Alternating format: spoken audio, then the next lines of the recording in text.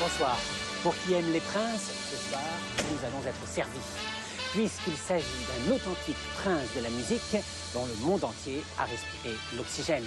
Vous l'aurez reconnu, il s'agit de Jean-Michel Jarre.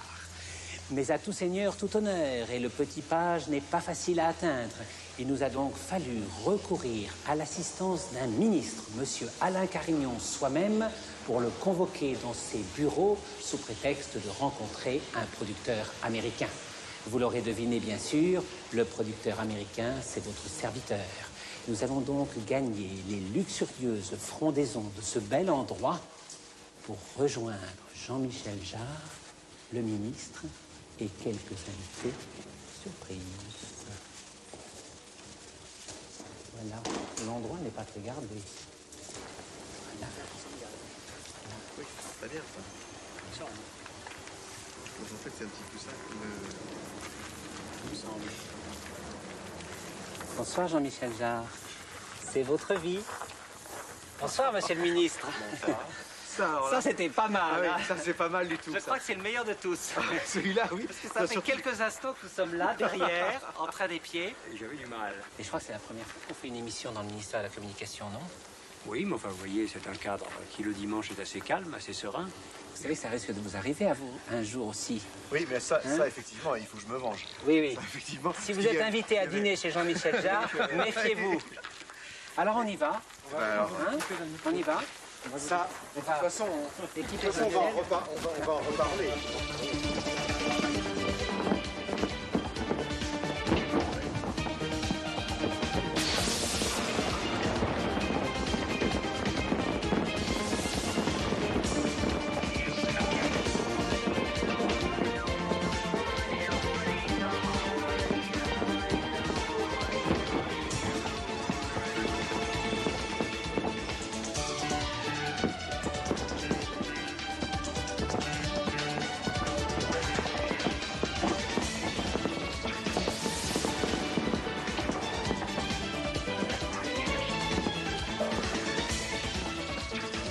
C'est drôle ça. Non mais d'autant plus que c'était pas évident quand même d'arriver à me C'est piéger. bien hein, de faire ça dans les ministères Ah oui, comme oui. ça. Ça, Très joli. ça c'est très bien. Joli plateau. Très joli, très joli. Et oui, les étincelles vont continuer avec une vraie star, Charlotte Rampling, qui est aussi votre vraie épouse dans la vie, cher Jean-Michel Jarre. Et puisqu'on est dans la famille avec Madame Jarre, votre maman, et Monseigneur de Courtrai, qui n'est pas votre papa, mais votre ami. Tout comme Michel Petrucciani, admirable de talent et de gentillesse, l'inimitable Raymond DeVos, le très imitant Michel Leb, et puis le très imité Éric Cantona. Avec aussi Chico et ses amis. Et en direct du Mexique, les fabuleux Hermanos Mercedes, tous sur le plateau pour vous, car c'est votre vie, Jean-Michel Jarre. Bonsoir. C'est votre ami. Ça va? Oui? Bon. Alors ce soir, quelqu'un que nous aimons tous beaucoup. Allez, vous savez qui c'est? Monsieur Jean-Michel Jarre.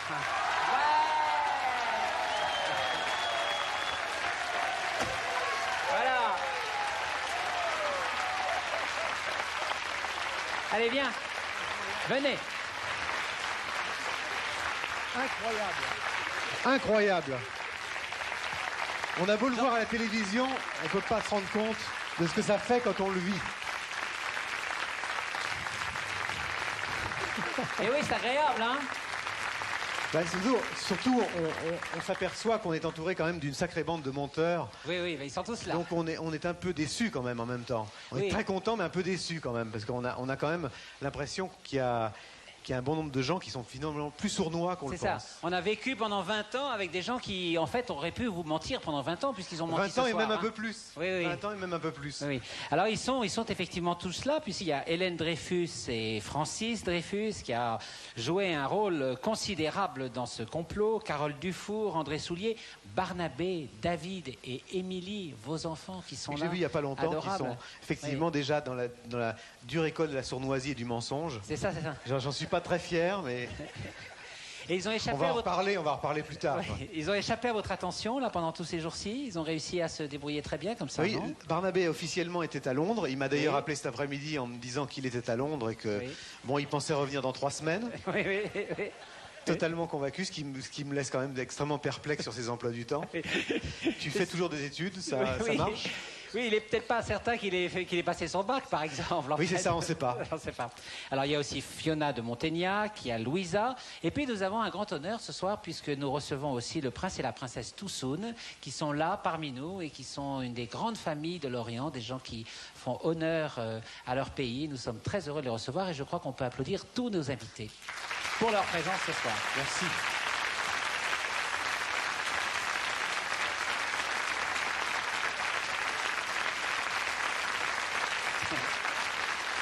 Voilà. Ce qui est bien, c'est que on voit que Jean-Michel Jarre a été à Pékin, parce que c'est comme à Pékin où tout le monde applaudit, et notamment la personne qui est au centre, comme Mao Tse-tung. Oui. Toujours. Hein? Bah non, je les applaudis eux, Non, mais bien sûr. bien entendu. Très bien. Il n'y a pas que les Chinois qui sont polis quand Mais même. bien sûr. Jean-Michel Jarre, vous avez ici tout le dispositif de cette émission que vous avez déjà vu. Vous avez l'orchestre de Régis Dupré, que l'on peut applaudir, qui est Bonsoir. notre grand ami.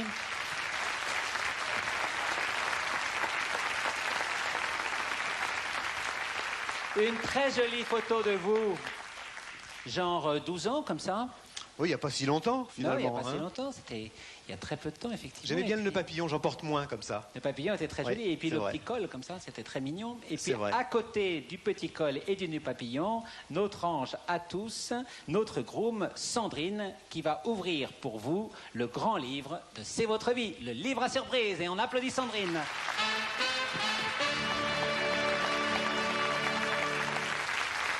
Alors j'ai là une petite mallette à malice, dans laquelle j'ai quelques objets, pas beaucoup, mais Et enfin, je vous ai vu d'ailleurs au cours de quelques-uns. cette année Oui.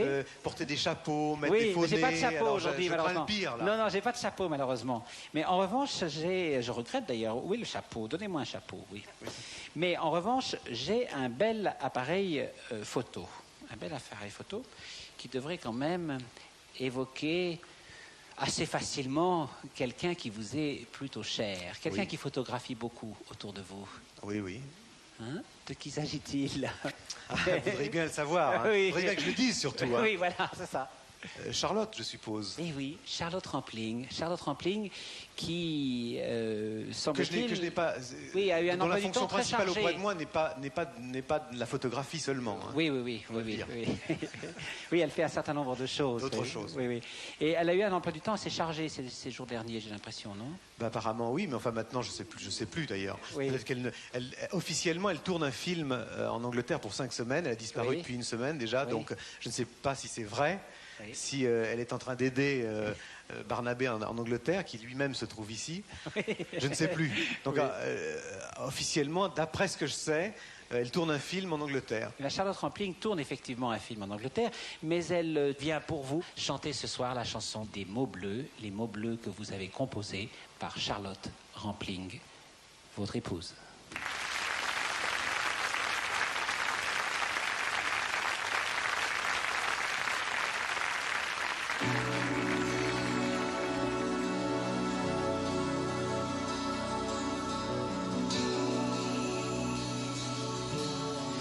Quand je t'ai rencontré, Jean-Michel, il y a 18 ans, je ne connaissais pas encore ta musique. Tu m'as fait écouter les chansons que tu avais écrites avec Christophe. Une chanson reste comme un souvenir inoubliable de notre rencontre. Je vais te chanter les mots bleus. Il est 6 heures au clocher de l'église. Dans le square, les fleurs poétisent. Une fille va sortir de la mairie. Comme chaque soir, je l'attends, elle me sourit. Il faudrait que je lui parle à tout prix.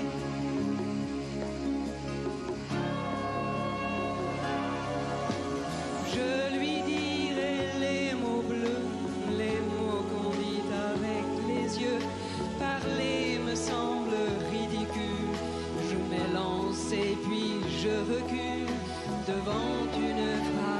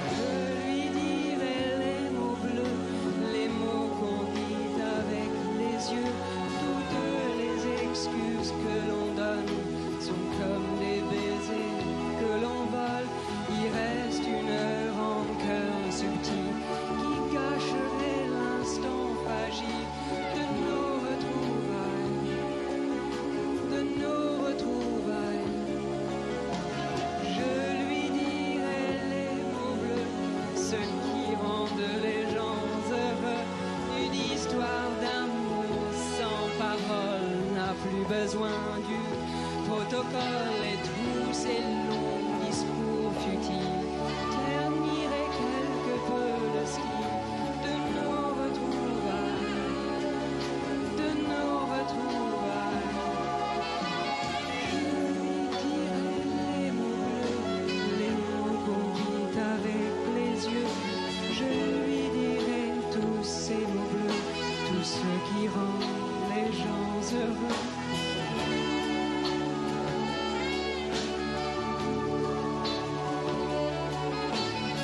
Tous les mots bleus, tous les mots bleus.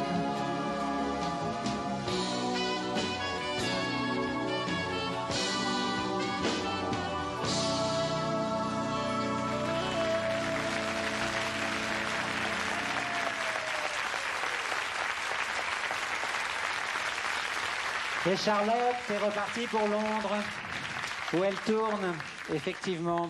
Et en la regardant ainsi, je me disais, mais quelle chance de vivre avec une femme aussi merveilleuse. Quelle beauté, quel charme, quelle gentillesse. C'est vrai, et quelle surprise aussi, c'est difficile. Je sais, tous les invités qui sont passés sur ce plateau, je suppose, doivent dire que c'est difficile à vivre comme ça. Mais c'est vrai que ça commence fort, là, pour moi. Je vous sens ému. Oui, parce que c'est une chanson qui certainement fait partie de ma vie comme étant vraiment un démarrage à travers... C'était pour Christophe, hein? Oui, pour Christophe, avec qui j'ai fait beaucoup de chansons et des textes principalement. Et c'est aussi ma rencontre avec Francis Dreyfus, dont vous avez parlé tout à l'heure, qui est ici. On applaudit Francis Dreyfus parce voilà. que... Je ne sais pas s'il faut l'applaudir déjà, mais... C'est... Et qui est, non, parce que vous allez, à mon avis, beaucoup l'engueuler après. Voilà, alors, exactement. on peut l'applaudir un peu. Voilà. Donc, qui est mon éditeur et le président de ma maison de disques depuis... de sa maison de disques, plus exactement, pas de la mienne. Mais depuis le départ, et finalement, j'ai été plutôt fidèle, ce qui est pas si... et lui aussi, il a été fidèle. Ce qui est finalement pas tellement commun dans le la fidélité, c'est le fond de votre caractère quand même. Peut-être, je sais pas, mais peut-être. Parce que cette alchimie extraordinaire de votre relation avec Charlotte, 18 ans, c'est quand même beaucoup. Quel est le mystère de cette longévité formidable? Oui, enfin c'est beaucoup évidemment quand on regarde les journaux, les hebdos, c'est vrai que ça fait par rapport aux hebdomadaires qu'on voit, qu'on peut lire, c'est vrai que ça fait beaucoup 18 ans, mais il y a encore du chemin. Mais c'est vrai que je crois que ça, finalement, je crois pas qu'on choisisse de vivre longtemps avec quelqu'un aujourd'hui. Je crois que finalement c'est plutôt le fait de rencontrer quelqu'un qui finalement est complémentaire, quelqu'un avec qui on a envie de faire un bout de chemin ensemble, qui s'avère être plus ou moins long. Nous nous promenons bien ensemble dans l'existence, certainement parce que son cheminement s'avère parallèle au mien. C'est Charlotte qui a dit ça à propos de vous, cher Jean-Michel Jarre. Elle maîtrise bien notre langue. Très bien, très bien. Et cette pensée m'a fait réfléchir à un certain nombre de petites choses. J'ai voulu vous écrire une petite lettre d'affection à tous les deux. Je sais que vous regardez assez souvent la télévision, que vous aimez bien une autre émission qui s'appelle Les Amants du siècle. Alors on a voulu vous faire une petite version des Amants du siècle, Jean-Michel Jarre, Charlotte Rampling. Merci. Pour vous, cher Jean-Michel. Merci. Les grandes villes n'ont pas le cœur indifférent. Il suffit de savoir le faire battre. Jean-Michel Jarre y parvient, avec l'habileté d'un magicien et l'amour d'une femme qui passe et repasse dans nos images et s'est arrêtée dans sa vie. Charlotte Rampling. De Pékin à Barcelone, vous aurez bien du mal à les saisir, entre sauts de géants et gestes intimes et tendres. Mais vous verrez la trace de leur sillage dans le regard de ceux qu'ils ont enchantés, à l'image même de celui de leur enfance. Cette manière de marcher dans les étoiles, Jean-Michel la tient de sa mère, qui avait préféré regarder la liberté durant la guerre et risquer sa vie pour la défendre. La beauté est affaire de cœur, le courage de caractère, France au nom plus que mérité, posséder l'un et l'autre. Elle le montra dans un petit appartement de la banlieue parisienne, quand il fallut se battre pour survivre avec un petit gosse qui ne savait plus où se trouvait son père. Et en faire un adolescent gracieux comme un page et joyeux comme un troubadour pour surboom survolté des années yéyé. Musicien charmeur dans la gaieté de 68, Jean-Michel avait besoin d'apprendre pour donner plus de force à ses intuitions. Le grand Pierre Schaeffer fut le maître de cet apprentissage, imprimant au plus profond de sa mémoire les leçons de sa rigueur et celles de sa confiance. Il faut faire attention à tout quand on est trop beau, trop doué, et que la vie s'offre à vous comme si elle s'était laissée séduire. Mais Jean-Michel avait eu sa mère et Pierre Schaeffer. Il rencontra Charlotte. C'est aux alliés qui vous accompagnent et qui vous aiment que l'on voit la générosité et la force du caractère. Avec juste cette petite trace de distance légère dans le sourire pour dire que rien n'est jamais vraiment gagné. Pour une génération qui a rêvé des petites Anglaises, Charlotte était en fait une délicieuse erreur de casting. Sage, si sage. Comment un Frenchie, plutôt tombeur sur les bords, aurait-il pu se glisser dans ses rêves romantiques? C'était sans compter avec le Londres des 60s, paradis des photographes cherchant le blow-up des sentiments passionnés dans la distinction des apparences. David Bailey, Richard Lester, Luchino Visconti, John Borman. Ne cherchez plus la demoiselle de Chelsea.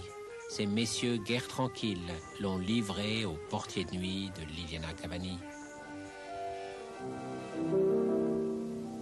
Wenn ich mir was wünschen dürfte, käm ich in Verlegenheit. Was ich mir denn wünschen sollte, eine schlimme oder gute Zeit. Pour elle, James Bond est devenu Zardoz. Woody Allen a rallumé ses Stardust Memories. Paul Newman a renoncé à rendre un verdict équitable. Et d'ailleurs, c'est au pays de Michel Piccoli qu'elle appartient. Car Jean-Michel Jarre et Charlotte Rampling sont gens de France dans ce qu'elle a de meilleur. Cet élan de jeunesse, cette ouverture sur le monde que tant d'autres ont perdu et qu'ils gardent, car cela leur est tout simplement naturel. Respirant comme un oxygène, cet amour qu'ils répandent tout autour d'eux, aux quatre coins de la terre.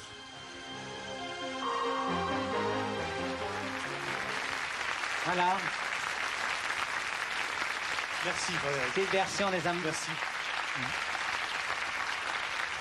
Cher Jean-Michel Jarre, vous avez dit que la qualité que vous admirez le plus chez les femmes, c'est la patience. Est-ce qu'il faut être patient avec Jean-Michel Jarre? Oui, avant de répondre à la question, je voudrais quand même revenir à ce que je viens de voir, parce que c'est difficile à vivre tout ça quand même, hein. Ça va vite. Et je voudrais dire que c'est vrai qu'à certains moments, on peut avoir des fantasmes dans sa vie, et puis c'est très étrange quand on les épouse, ces fantasmes. Et finalement, il faut vivre avec ça. Et puis après, on a des enfants, il faut vivre avec tout ça, et c'est finalement pas toujours facile. Mais quand on voit quelques années après, effectivement, je me suis égaré tout à l'heure, voir Charlotte chanter les mots bleus, et puis tout ça finalement est fait devant des enfants qui ont grandi. On s'aperçoit qu'à la fois le temps passe, et puis le temps et finalement on le voit à travers ce que vous venez de faire là, pour soi, pour nous, finalement est une petite case qu'on garde dans sa mémoire comme ça. Moi, je vous applaudis parce que vous me touchez beaucoup.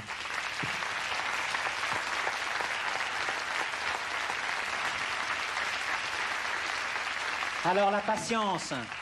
Est-ce qu'il faut être patient pour vivre avec Jean-Michel Jarre? Est-ce que Ça, j'en sais Jean-Michel rien, Jarre il faut est demander aux difficile à gens qui sont vivre? autour. Je suppose, oui. Je suppose que c'est pas forcément facile, mais il faut demander aux autres. Ça, je peux pas. Parce que Jean-Michel, vous travaillez beaucoup. hein. Vous avez une vie de créateur. C'est un mode de vie, c'est quelque chose qui est quand même très, très exigeant. Mais ça se hein. mélange. Je crois que la différence entre finalement beaucoup de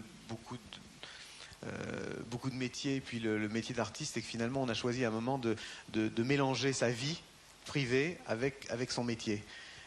Pour le meilleur et pour le pire, je dirais. En fait, tout ça se mélange. Le moment où on arrête de travailler, le moment où on commence à travailler, cette frontière-là, elle est difficile à cerner. Alors finalement, on est ou des paresseux frustrés ou des travailleurs frustrés aussi, quoi. Mais moi, je vois de moins en moins la frontière entre le moment où je travaille et le moment où je travaille pas. Parce que tout est prétexte à travailler et à ne pas travailler. C'est ça qui fait qu'on fait un jour de la musique ou du cinéma ou un bouquin ou une émission de télé. Justement, le cinéma, parlons-en. À vos débuts, vous avez fait des musiques de films, notamment la musique de films très belle des Granges Brûlées. Est-ce que c'est quelque chose qui vous manque maintenant? Est-ce que c'est quelque chose que vous pourriez encore faire? Ou est-ce que vous êtes passé dans une autre expérience? Non, c'est pas ça. D'abord, il y a quelqu'un de la famille qui s'en charge très très bien. Déjà. Oui. Et puis, en plus, je crois que c'est vraiment un métier. C'est devenu un métier. C'est qu'il y a eu une époque où finalement des gens faisaient de la musique de films comme ça par hasard. Je crois qu'aujourd'hui, c'est vraiment devenu, je suis même certain que c'est devenu vraiment un métier à part entière. Et à partir du moment où mon chemin m'a emmené ailleurs, c'est-à-dire à faire de la musique sans nécessairement y coller des images ou coller de la musique sur des images faites par d'autres, et que je me suis finalement fourvoyé dans des sortes de concerts que je n'ai au bout d'un moment plus forcément complètement maîtrisé non plus. Il n'y avait plus de place forcément nécessairement pour faire de la musique de film. Je crois que c'est plutôt l'occasion qui fait le larron, c'est-à-dire le fait de trouver un jour un metteur en scène sur son chemin, ou de se trouver sur le chemin d'un metteur en scène, qui fait qu'il y a une alchimie qui se passe. Mais disons que faire une musique de film, d'être appelé 3 semaines avant la sortie pour mettre de la musique sur des images, ça m'a jamais beaucoup intéressé. Je crois que ce qui est intéressant, c'est d'être à la base d'un projet, au départ d'un projet. Et bien là, maintenant, je vous propose de retrouver 100% de quelque chose que vous avez écrit, encore à vos débuts, très très joli, un charme fou. Il s'agit d'une chanson qui s'appelait Señorita. Et cette Señorita... Non, ce n'est pas Charlotte Rampling.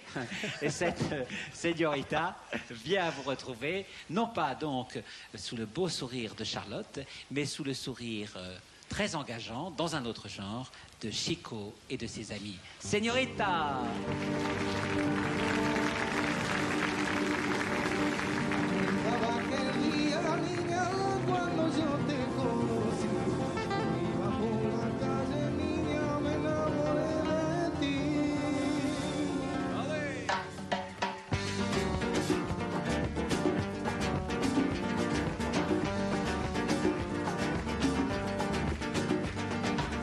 Aquel día, niña, cuando yo te conocí, iba por la calle, niña, me enamoré de ti. Los años van pasando y yo te quiero a ti. A mí si me quieres, niña, me muero por ti. Señorita, no me dejes triste solo, buscando por la calle, yo me enamoré de ti. Señorita, no me dejes triste solo, buscando por la calle, yo me enamoré de ti.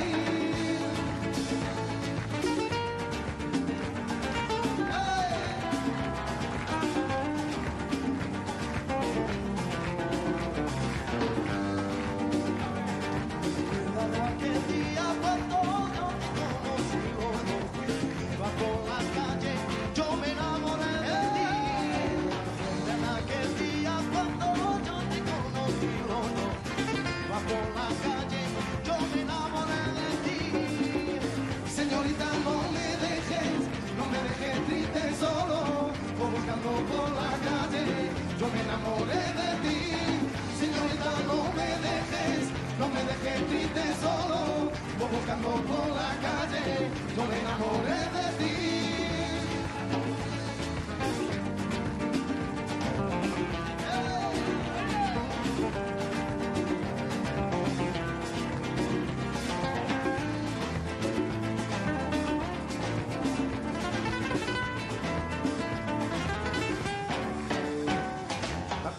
Aquel día, niña, cuando yo te conocí, tú ibas por la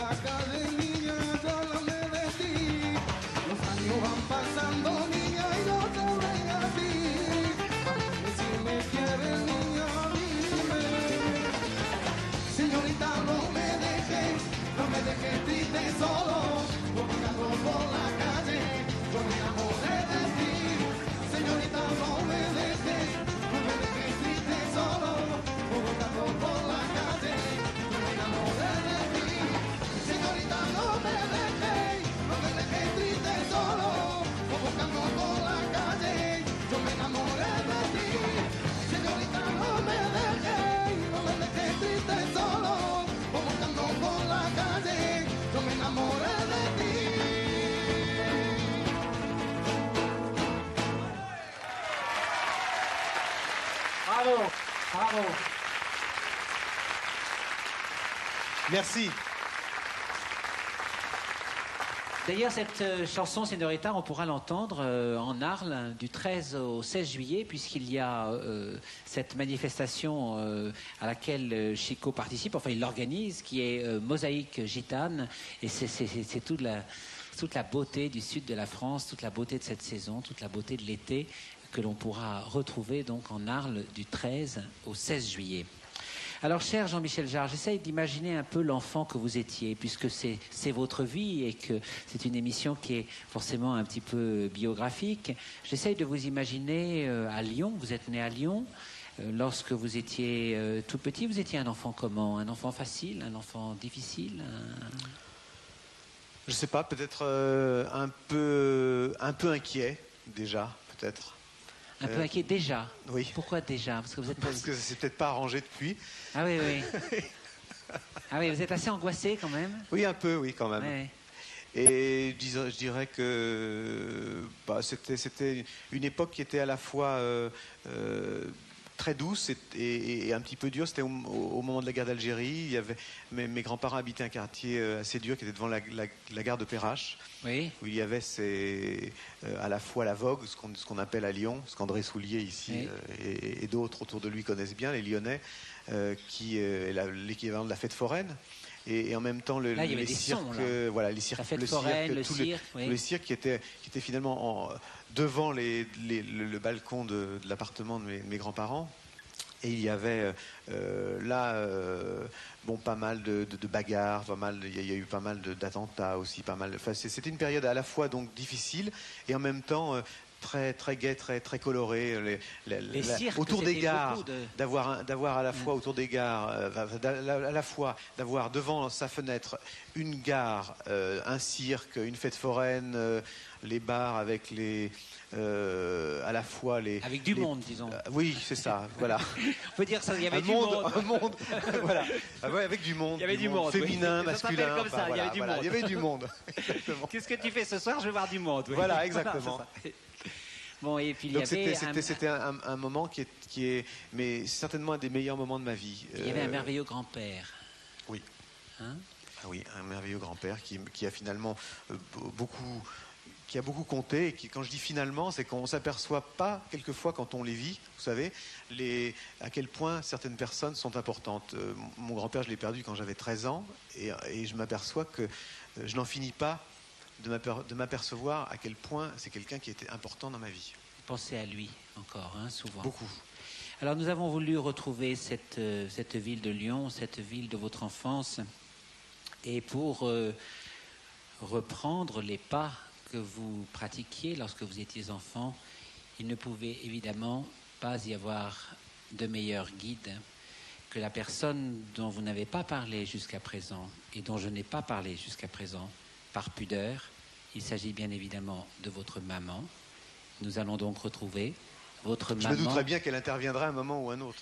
Oui, vous la connaissez quand même. Oui, je m'imaginais bien qu'elle serait par là quand même. Oui. Eh bien, elle n'est pas loin puisqu'elle est sur les images que nous allons voir. Et je veux dire aux téléspectateurs qu'ils vont voir les images d'une femme exceptionnelle. Ce n'est pas parce que Jean-Michel Jarre est en face de moi. Je dis ça dans l'absolu, tout court. Une femme exceptionnelle parce que la mère de Jean-Michel Jarre a été une résistante de la première heure, qu'elle n'en parle guère, comme toujours les gens qui ont fait des choses très importantes. Mais nous avons quand même réussi à l'entraîner à quelques confidences dans cette ville de Lyon où est né Jean-Michel. Madame Jarre à Lyon, regardez bien, c'est un document très émouvant. Merci.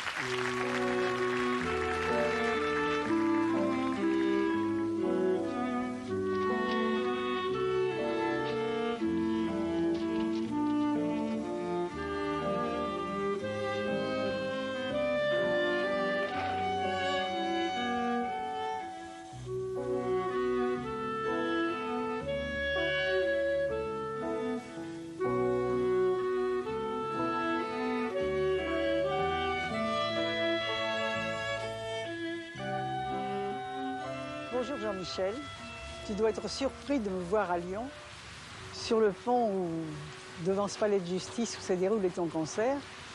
Et je me trouve entre la Croix-Rousse où tu es né et Fourvière. Et maintenant, tu vas nous suivre, tu vas me suivre à travers Lyon pour retrouver les endroits où il m'est arrivé tant de choses pendant la Résistance, dont je t'ai parlé bien souvent, mais que je n'ai jamais pu bien te faire voir.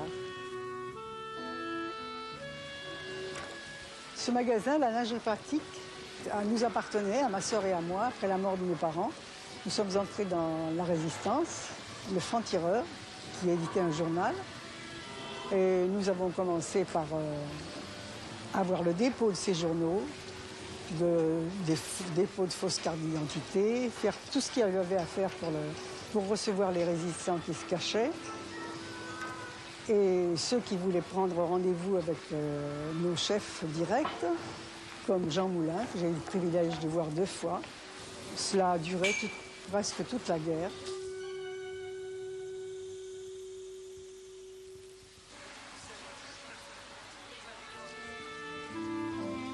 C'est dans cette maison, en 1942, cette maison où j'habitais depuis de nombreuses années, et qui servait, entre autres, de lieu de rendez-vous pour mes amis du Franc-Tireur. J'étais donc là un matin, je finissais ma toilette, et là on sonne. Je croyais que c'était Jean-Pierre Lévy qui arrivait comme tous les matins. Et au lieu de Jean-Pierre Lévy, je me trouve devant 2 policiers en civil. Et moi j'ai fait 3 mois de prison, et ensuite 18 jours de petit dépôt. Quelques mois après, j'ai été à nouveau arrêtée par la milice au magasin, emmenée à la milice, et ramené le soir entre 2 miliciens qui devaient tendre un piège en me faisant coucher ici. Et je leur ai servi le café, je les ai amusés et je me suis enfuie par l'escalier de service qui était complètement dans le noir. Et je me suis sauvée à toutes jambes. J'ai pris les traboules en face, l'estomac noué par la peur et la bouche sèche. Et je suis allée me réfugier chez la famille Péju, qui m'ont accueilli et caché pendant 1 semaine avant que je rejoigne Paris.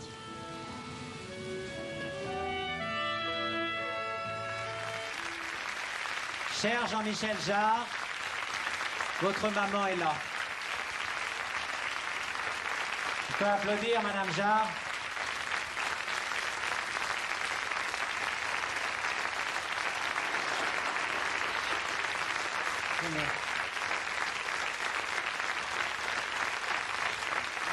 Vous avez vos petits-enfants qui sont là. Oui, c'est une surprise de plus, mais alors la surprise majeure, c'est qu'elle m'ait appelé Jean-Michel pendant tout le cours de ce film. Oui, pourquoi? Parce elle ne m'appelle pas du tout Jean-Michel. Alors tu peux dire comment tu m'appelles, on le saura une fois pour toutes. Madame Jarre. Vous l'appelez comment en général? Jamy. Jamy. Jamy. Ah, Je lui ai Jamy. demandé il y a bien 15 ans, je lui ai dit, est-ce que ça ne te gêne pas que je t'appelle comme ça? Il dit, surtout ne chante pas. Jamy, c'est très joli. On va vous Alors, appeler Jamy. Jamy maintenant. Je vais vous appeler Jamy jusqu'à la fin de l'émission. J'aurais pas J'ai dû le dire droit, ça, non? voilà. Oui. Madame Ouais, Jarre, l'erreur, oui. on vient de voir un document là très émouvant et très fort. Est-ce que ce que vous avez vécu, vous l'avez appris à votre fils? Je lui ai raconté parfois, par petits morceaux, on en a parlé, il me posait des questions, je raconte des histoires, souvent des histoires drôles d'ailleurs, parce qu'il y a toujours des choses drôles. Jean-Michel? Non, je pense qu'elle a essayé, en tout cas, de me donner un peu de son humour et de sa tolérance. Je crois qu'il y a eu une chose qui me frappe maintenant, a posteriori, c'est le fait que, finalement, avec ce qu'elle a vécu, elle n'a pas pu raconter, évidemment, vous n'avez pas pu retracer la totalité de ce qui s'est passé dans sa vie à cette époque. Elle était déportée à Ravensbrück pendant plus d'1 an. Elle a eu en plus la malchance que c'est une période dont on parle beaucoup en ce moment, après le débarquement, c'est-à-dire la période entre le débarquement et la libération de Paris. Elle a été prise par le dernier train. Le train du 15 août. Le train du 15 août, c'est-à-dire 10 jours avant la libération de Paris. Et finalement, elle a vécu un véritable enfer, parce que la dernière année, c'était peut-être, si on peut dire, s'il y a des degrés dans l'atrocité, dans la douleur, c'était encore plus dur la dernière année, dans les camps, avec les Allemands qui s'enfuyaient. Les autres ont pas mal souffert. Bien sûr. Mais, et ça, ce sont des choses que vous transmettez à vos enfants? Oui, ce que je pense, parce que ça transpire finalement. C'est même pas une question, c'est même plus une transmission intellectuelle, c'est une transmission presque physique. Mais je dirais que surtout, elle a réussi à ne pas m'élever et élever les gens qui étaient autour avec ce sens de la revanche ou de la haine. Et je me souviens depuis. Je veux dire, le plus lointain souvenir a toujours été finalement un sentiment à l'égard des Allemands, ce qui paraît naturel aujourd'hui, ce qui n'était pas du tout à l'époque, de faire une différence entre ce qu'étaient les nazis et ce qu'étaient les Allemands. Et je pense que c'est important et c'est quelque chose à méditer même encore aujourd'hui. Vous avez l'impression qu'il a bien retenu la leçon, Oui, Madame oui, Jarre? oui, je crois, oui. C'est vrai. Donc j'ai une bonne note, c'est bien.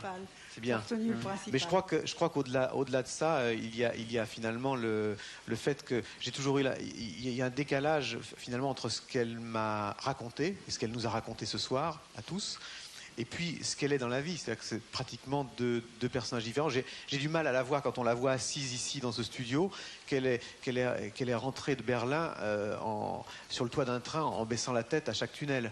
Genre ça paraît un peu... C'est vrai. J'ai l'impression que je vois un film d'une autre d'ailleurs, quand je repense à tout ça. Est-ce pour Il semble cela, pas que c'est moi. est-ce pour cela, à votre avis, que Jean-Michel a dit que la qualité qu'il admirait le plus chez les hommes, c'était le courage? Est-ce que vous pensez que vous lui avez donné cette vertu du courage? Oui, parce qu'on m'a posé la question une fois, quelles étaient les principales qualités de mon fils. J'ai dit, je pense que c'est le courage et la générosité. Jean-Michel Jarre, C'est vous ce avez qu'il une... me dit. Les mères sont toujours un peu partiales. Oui, les mères sont toujours aveugles sur leurs enfants, mais Toujours quand un même. peu, donc il y a quand même des zones d'ombre, quand même, toujours. Hein. Non, parce qu'il a reçu beaucoup de coups sur la tête, c'est toujours relevé et un courage énorme. Voilà, c'est un réflexe d'une bonne mère, quoi. Oui. C'est un commentaire Comment classique. était-il comme Il enfant? résiste à tout. Comment était-il comme enfant? Joyeux, facile, enfin, turbulent, normal, mais joyeux, bavard.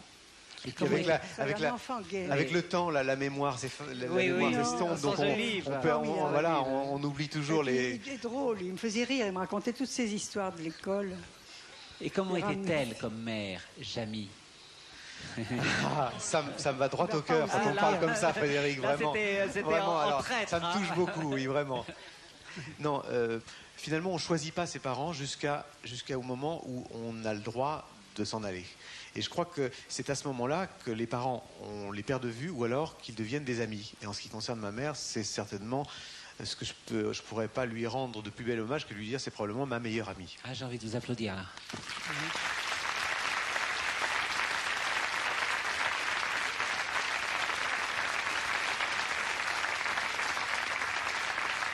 Franchement, je comprends que vous l'ayez choisi. Madame Jarre, vous avez toujours considéré qu'il était très important de rire. Ah oui. Et vous avez toujours considéré que tout ce que vous racontiez à votre fils, il fallait aussi le raconter par le prisme du rire. Hein. C'est Toujours. Toujours. Hein. C'est-à-dire qu'elle n'avait pas vraiment le choix parce que je dirais qu'elle est une de ses caractéristiques principales est la distraction extrême. C'est-à-dire que c'est quelqu'un qui, par exemple, s'en allait, au lieu de prendre son sac à main, prenait la poubelle, par exemple, et se retrouvait tout habillé à 500 mètres de chez elle avec la poubelle au lieu du sac à main. Une des premières choses qu'elle m'a fait subir, c'est à l'âge de 2 ou 3 ans, 3 ans, je pense. Elle était en train de... Non, pas 3 ans. C'est le divan d'Henri Chapier, en fait, l'émission, ce soir. Je le dis. Et elle était en train de parler avec... Ça, c'est une des scènes de la vie quotidienne que j'ai eu à subir. Oui. C'est pour ça que je voulais quand même vous l'expliquer, pour que vous compreniez quand même ce qui s'est passé. C'est qu'effectivement, elle me donnait à manger et elle était en train de me donner une banane, comme ça, alors elle épluchait sa banane. Elle était en pleine conversation avec une amie. Et finalement, au lieu de mettre la banane dans la bouche de son fils, elle l'a mis dans la bouche de son ami. Voilà le genre de scène quotidienne que j'ai eu à subir. Donc forcément, ça traumatise.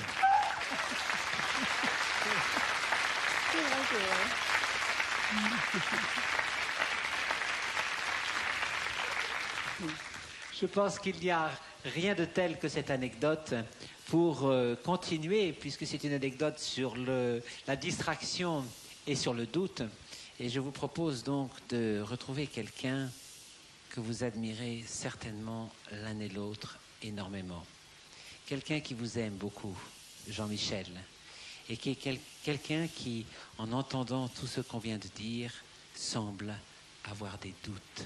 Mesdames et messieurs, je vous propose de retrouver pour Jean-Michel Jarre et sa mère le grand Raymond DeVos. Aïe,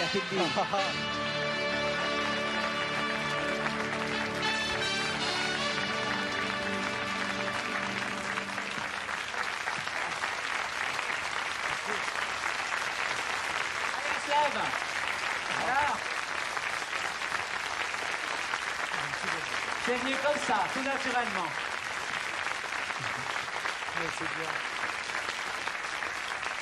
Alors Raymond DeVos va venir près de nous. Vous aussi, on vous a piégé. Oui, voilà, un de plus. Un de plus. Piège que les fortes personnalités. On m'a dit ça. Il détourne beaucoup. Ils m'ont piégé aussi. Oui, ça rassure. Ah oui, oui. Voilà. Si vous me permettez, je voudrais vous êtes musicien, comme il n'y en a pas beaucoup. Faites comme chez vous. Je ne peux pas mieux dire. Oui, si vous le permettez, je vais vous jouer une petite étude. D'ailleurs, mesdames, messieurs, je vous signale simplement, j'espère que tout à l'heure, en rentrant chez vous, vous n'aurez pas de mauvaise surprise. Parce que hier soir, en rentrant dans mes foyers plus tôt que d'habitude, il y avait quelqu'un dans mes pantoufles. Dans mes pantoufles. Mon meilleur copain. Si bien que je me demande si, quand je ne suis pas là, il ne se sert pas de mes affaires. Ah, j'ai des doutes. Enfin bon, je vais vous jouer une étude de Sor. Sor était espagnol de 1778. Ah, j'ai des doutes, c'est pas sa pointure, vous comprenez. Alors il a force. Alors après moi, quand j'entre...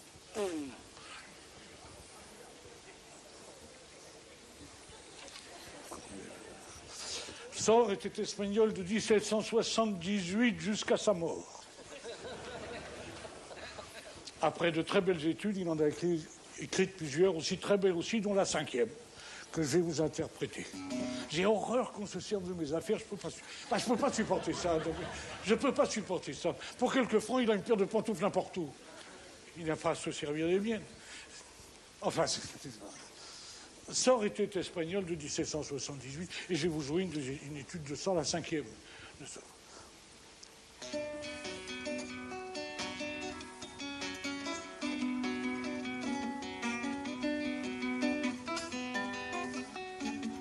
Mon pyjama, c'est pareil. Depuis qu'il a acheté le même, je retrouve plus le mien. Il s'en sert, il n'y a pas de doute. J'ai du mal à tenir ma guitare. Enfin, ça y est, ça va y aller.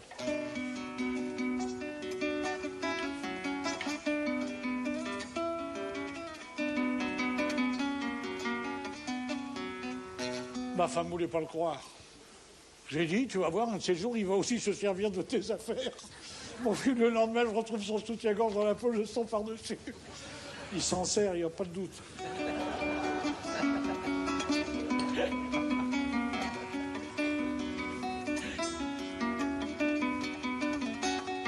Un soir, j'arrive sur le palier, j'entends « Profitons-en pendant qu'il n'est pas là, débarrasse-toi de ton bonhomme de mari, c'est un rabat-joie !» J'entre, je dis à mon copain qui était là, je dis « Hé, baisse un peu la radio, on l'entend en bas. » Il s'en sert, il n'y a pas de doute.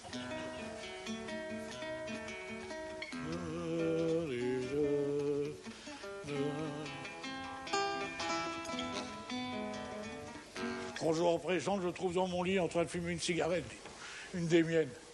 J'ai à ma femme qui était à côté, je dis, tu ne peux pas l'empêcher de fumer, non? Il va brûler mes draps. Il s'en sert, il n'y a pas de doute.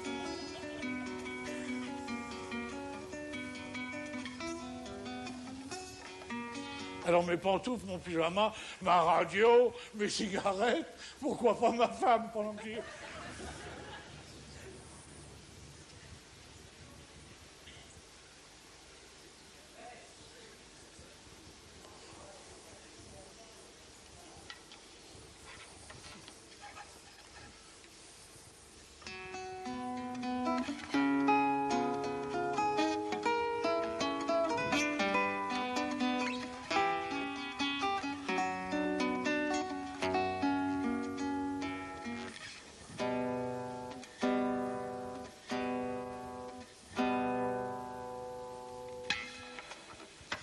Bravo, monsieur Raymond Devos. Venez nous retrouver. Venez nous retrouver. Bravo, bravo, bravo.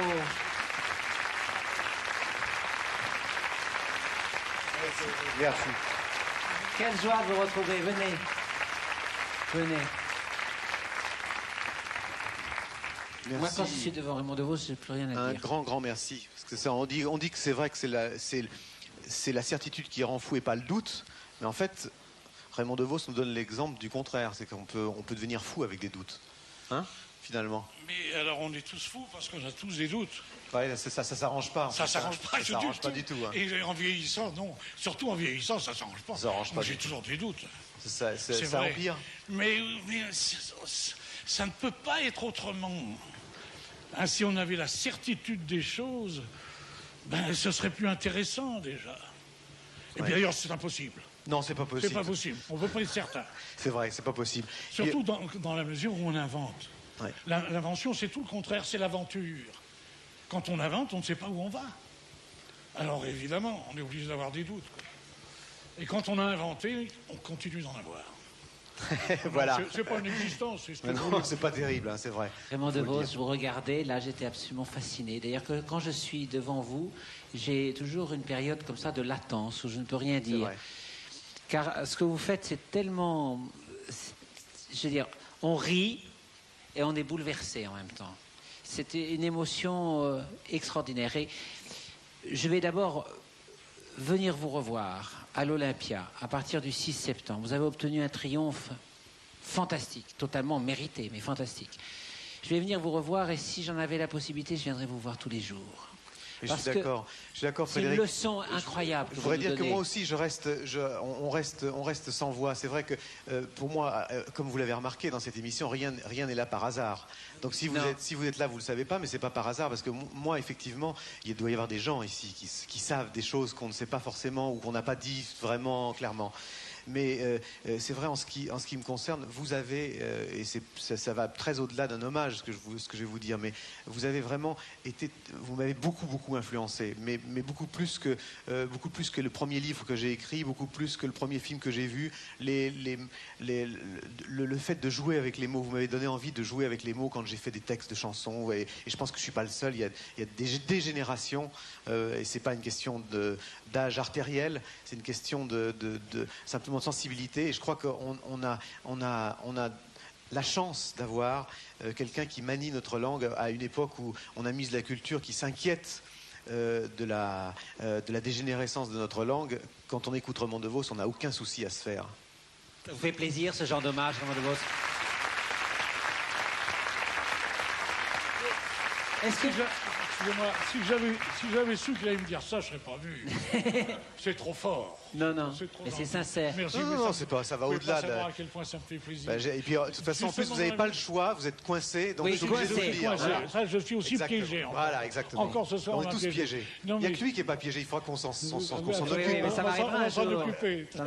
On va s'en occuper. Le petit Fredo, là. Il me le mérite depuis le temps. Moi, je voudrais le voir. Je voudrais arriver avec un bouquin sous le bras en lui disant, monsieur, on vous emmène. Voilà, exactement. Et alors il dira, mais si j'avais pas prévu, ah ben tant pis. Oui. Alors il y a une Rolls qui vous attend là, il dira, non, il sera un peu tiré l'oreille, parce que je le connais.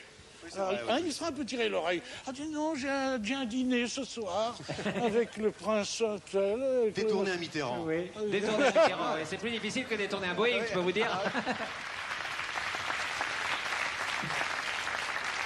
Merci. C'est tellement gentil ce que vous m'avez dit. Vous ne pouvez pas savoir à quel point ça me fait plaisir. Et en même temps, ça me gêne, parce qu'on s'entendre dire des choses comme ça, juste après avoir dit qu'on a toujours des doutes.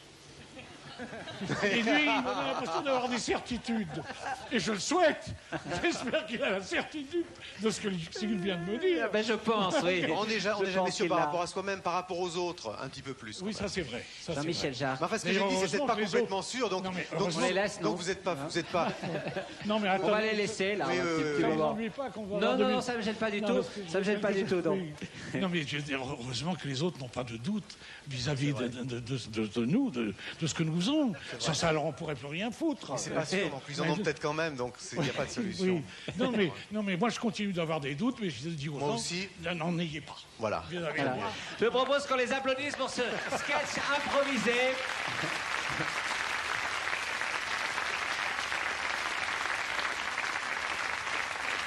Alors Jean-Michel, comme nous voulions avoir autour de vous des étoiles de première grandeur, nous allons garder Raymond DeVos en otage. J'espère bien. Et nous allons, je suis pas tout seul comme ça. Et nous allons vous en présenter une autre. Il s'agit d'un maître de la musique, quelqu'un que vous aimez, quelqu'un que vous admirez, quelqu'un qui, ce soir, vient jouer, bien sûr, de la musique de vous. Et quelqu'un qui est, bien sûr, aussi très, très à l'heure. Il s'agit de monsieur Michel Petrucciani.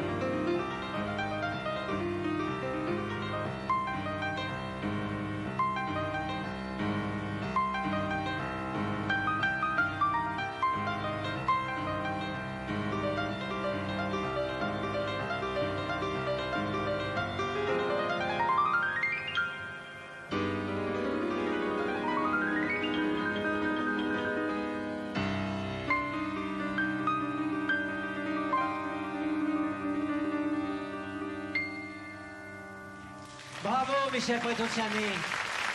Bravo. Venez nous retrouver. Et moi, je me lève pour Michel Merci, Petrucciani. Michel. Alors, Venez nous retrouver. vraiment, applaudissons Michel, parce que le plus grand pianiste au monde de jazz est français, c'est Michel Petrucciani.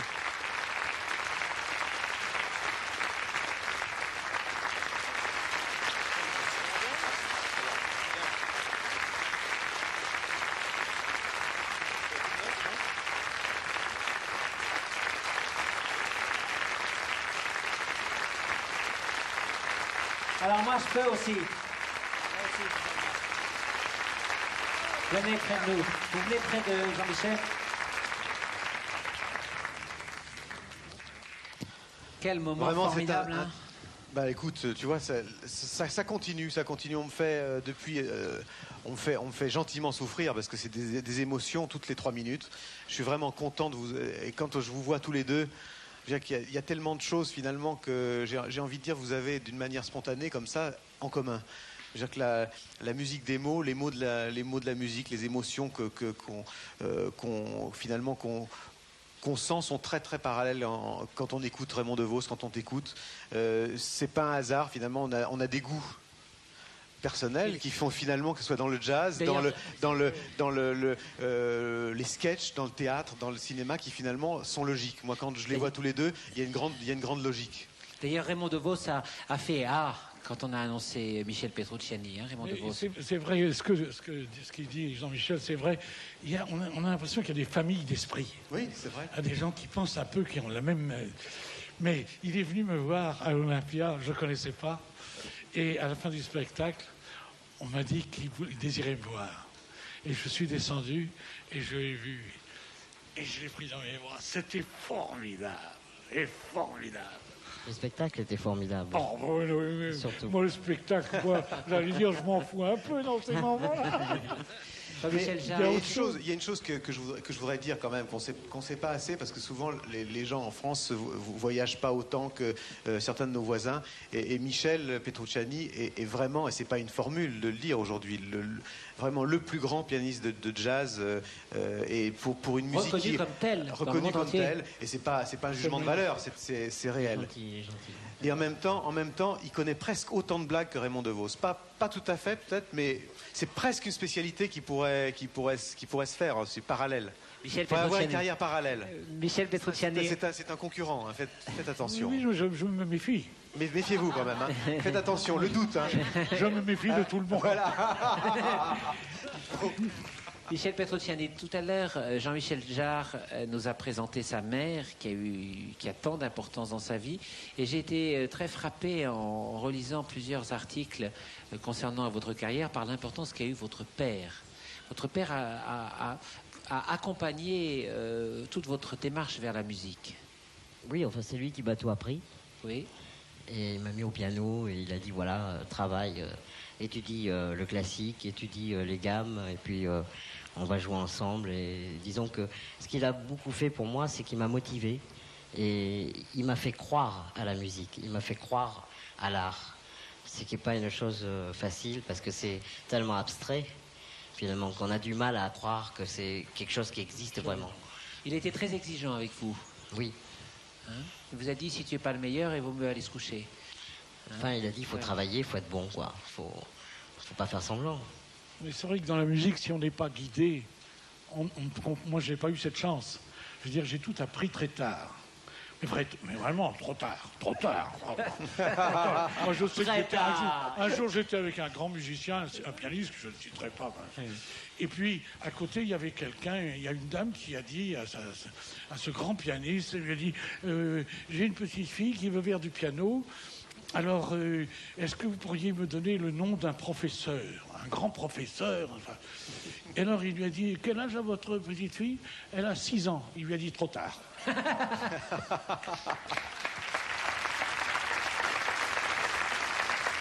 Michel Petrucciani. Je me suis entêté quand même. Michel Petrucciani, vous aviez quel âge quand vous avez rencontré, entre guillemets, Duke Ellington? 4 ans, 3-4 ans. 3-4 ans. Voilà. Normal, je suis normal. Tout à fait normal. Non, mais absolument. C'est à cet âge-là qu'il faut commencer. Mais vous vous souvenez de ce que vous apportez, la musique de Duke Ellington? C'est quand même un vieux souvenir maintenant, mais je me rappelle de l'émotion que j'ai eue quand j'ai vu ce grand piano. Et surtout, Duke qui conduisait l'orchestre, le big band derrière, c'était quelque chose d'extraordinaire. Ça m'avait très ému et j'avais envie de faire ça. J'ai dit à mon père, voilà, je veux jouer ça. Et je savais même pas que ça s'appelait un piano d'ailleurs à l'époque. Est-ce qu'il sera présent dans vos pensées quand il y aura la nuit du jazz? Qu'est-ce que c'est la nuit du jazz? Je crois que c'est le 7 juillet au Palais des Sports. Qu'est-ce qui va se passer ce soir-là? Alors, c'est la nuit du label de Francis Dreyfus, ça s'appelle Dreyfus Jazz. Et il y a tous les artistes. Décidément, Francis Dreyfus, c'est partout, votre vie. C'est incroyable, ça. C'est votre vie. Et donc, il y aura tous les artistes du label. Galliano, Grossman, Roy Haynes, et puis des surprises. Quelques bonnes surprises dont je ne vais pas dire le nom. Parce que les surprises, ça fait des surprises. Mais ça m'est arrivé une fois déjà. Déjà, ceux que vous avez cités, c'est déjà une surprise. Oui, ça va être très bien. Et je serai aussi le maître de cérémonie. Oui. Alors là, je pourrais un peu faire concurrence à Monsieur De Vos, parce que je pourrais raconter quelques blagues. Ah oui, quand même. Voilà. J'avais raison de me méfier. Oui, mais on n'est jamais. Mais méfiez-vous, je joue un peu le piano. Je peux vous montrer quelques petites choses au piano. Je vous présenterai. Oh, ça sera formidable. Formidable. Alors, nous avons parcouru quelques domaines de la musique ce soir. Nous les avons simplement effleurés, mais quand nous les avons entendus, nous avons eu l'impression de les vivre très très fort, grâce à vous notamment, Michel. Mais il y a un domaine que nous n'avons pas encore inventorié, on pourrait dire, c'est le règne des crooners. Moi, j'aime beaucoup les crooners. J'aime beaucoup ces musiques voluptueuses qui nous font rêver. Alors, je vous propose... Vous avez la tête d'un crooner. J'ai la tête d'un crooner, oui. Qu'est-ce qu'il faut que je fasse pour être un vrai crooner? Rien vous présenter et chanter, c'est tout. Bon, d'accord. Il n'y a même pas d'effort à faire. Bon, alors, je vais présenter en chantant... le crooner de ce soir, et Dieu sait si nous l'aimons, Michel Leb, My Way.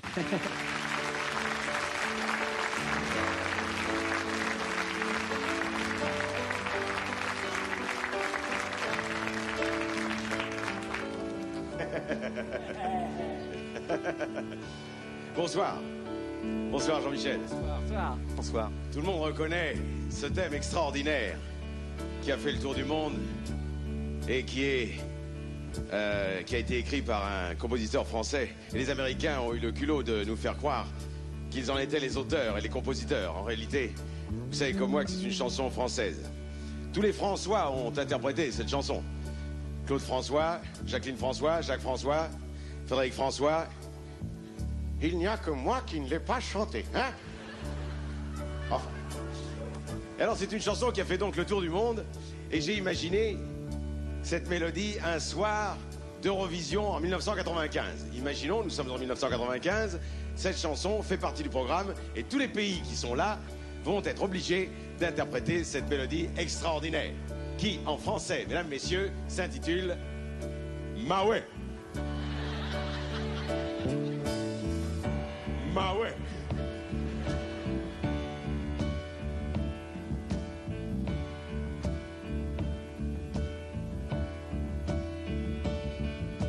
And now the end is near, and so I face the final curtain. My friend, I seal it clear. I state my case, of which I'm certain. Avance, Biquet, avance. Appelez successful extravagance in every highway. And more les chameaux, avance. And did it my way. Arabie Saoudite, 3 points. What? Das Gefühl in uns Gefügen, uns verteilen als gebildetes Kreisen, das uns bereinigen Schüren gewinnt. Das ein Brüchen Jures Heim des Kerngeschosse Putzen. Ein Ast, Amore mio, non mi lasciare, ma lo sai, si tu t'en vas, io m'ouvre le veine avec les gaz.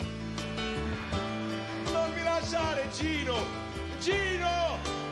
rivieni Gino. Oh, what does it mean? What has he got?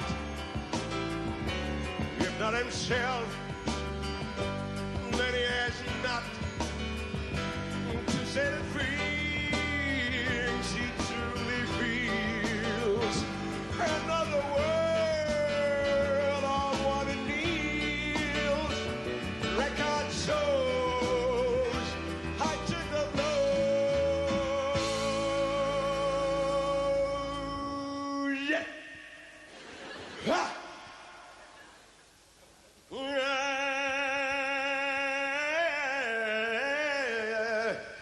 Qu'est-ce qu'il y a? Qu'est-ce qu'il y a? Na na na na na na na.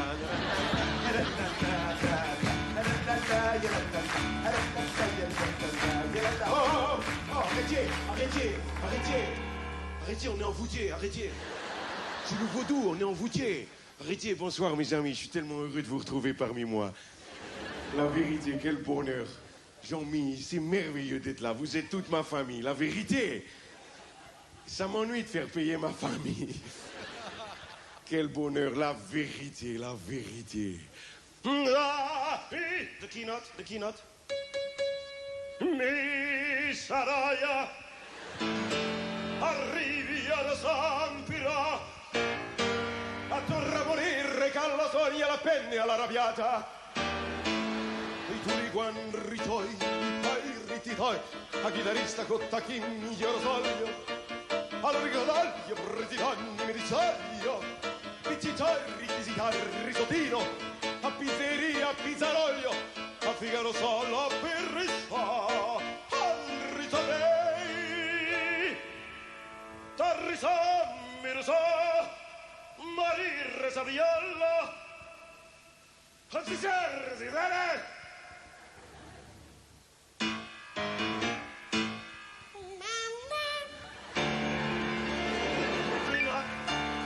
Wait a minute. The keynote. Attention. And did it my way.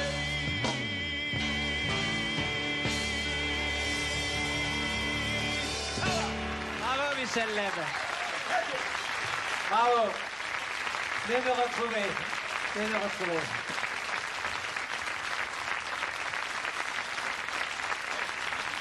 Ça va?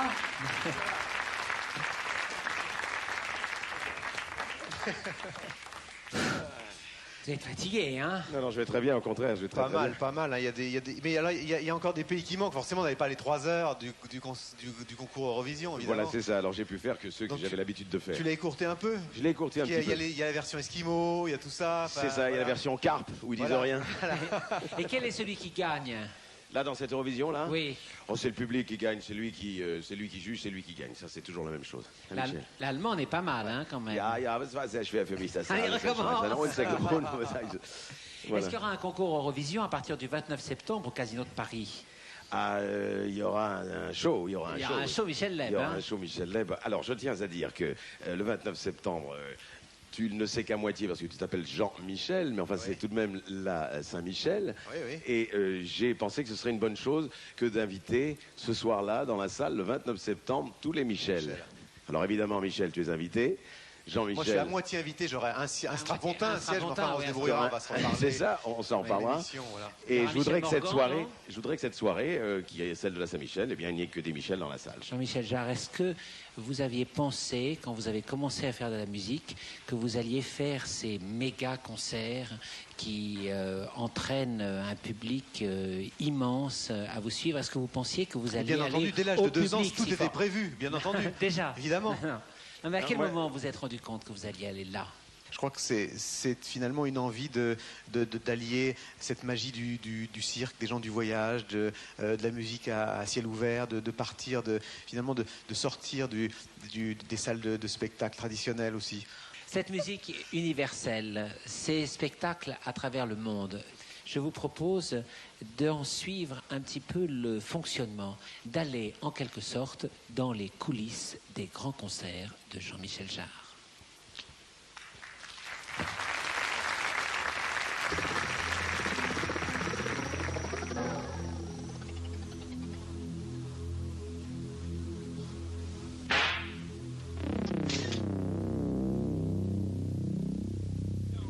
Sold out. 是不是都卖完了？ Is there any way that they can get tickets now?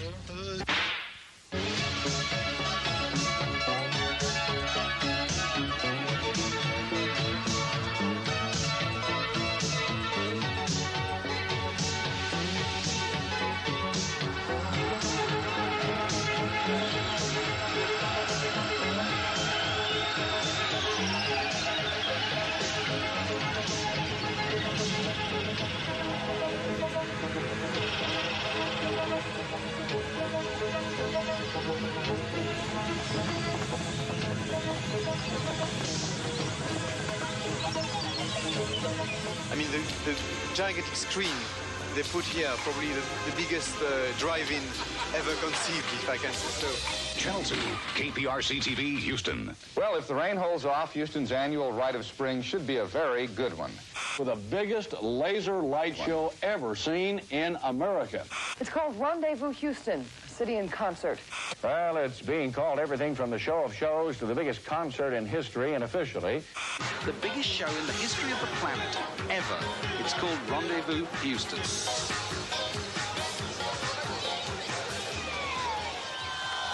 4 seconds. It is horrendous at this point. Both the Katy Freeway and the North Freeway. Everybody on the freeway just stopped. Police had no choice but to close the freeway. I didn't know where the laser show was going to be. They didn't say anything on the news about it. Kids, get off my...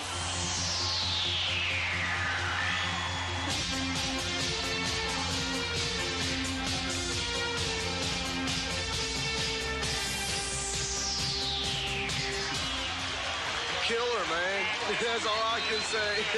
I think it could be compared to seeing the Mona Lisa for the first time. They had to get down. Great! Great!